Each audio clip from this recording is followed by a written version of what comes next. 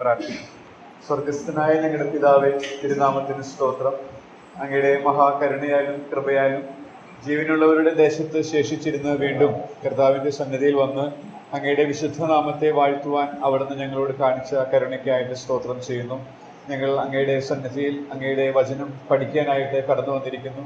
അവിടുന്ന് ഞങ്ങൾക്ക് വേണ്ടി അങ്ങയുടെ സ്നേഹം പ്രദർശിപ്പിച്ച ക്രൂശിനെ കുറിച്ചിട്ടുള്ള വിവിധങ്ങളായ ചിന്തകളാൽ കർത്താവെ കഴിഞ്ഞ നാളുകളിൽ ഞങ്ങൾക്കത് മനസ്സിലാക്കുവാൻ അവിടുന്ന് ഞങ്ങളെ സഹായിച്ച കൃപയ്ക്കായിട്ട് സ്തോത്രം. ഇന്നും അതിൻ്റെ ഓരോ തലങ്ങളിലേക്ക് ഞങ്ങൾ പോകുമ്പോൾ ഞങ്ങൾ കർത്താവെ കഴിഞ്ഞ ആഴ്ചയിലെ കേട്ടതുപോലെ ഞങ്ങളുടെ പ്രവാസകാലം ഭയത്തോടെ കഴിക്കുവാനായിട്ട് അങ്ങയെ കൂടുതൽ സ്നേഹിക്കുവാനായിട്ട് ഞങ്ങൾ ഇന്ന് പാടിയതുപോലെ ആ ക്രൂശിൻ്റെ പാതയിൽ ദിനംതോറും നടക്കുവാനായിട്ട് അവിടുന്ന് ഞങ്ങളെ സഹായിക്കണം എന്ന് പ്രാർത്ഥിക്കുന്നു. വചനവുമായിട്ട് അങ്ങയുടെ ദാസനെ കൊണ്ടുവന്നതിനായിട്ട് സ്തോത്രം. ധാരാളമായ കൃപ നൽകി കർത്താവ് സഹായിക്കണം. ഈ പ്രായത്തിലും അങ്ങയുടെ വചനം കർത്താവെ വിചിന്തനം ചെയ്യുവാനൊക്കെ കൊടുത്തിരിക്കുന്ന കൃപകൾക്കായിട്ട് സ്തോത്രം.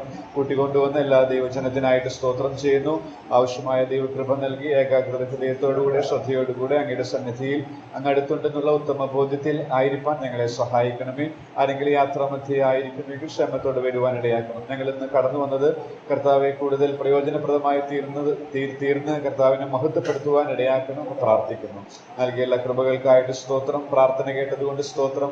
യേശു ക്രിസ്തു മുഖാന്തരം താഴ്മയായി അപേക്ഷിച്ചുകൊള്ളുന്നു.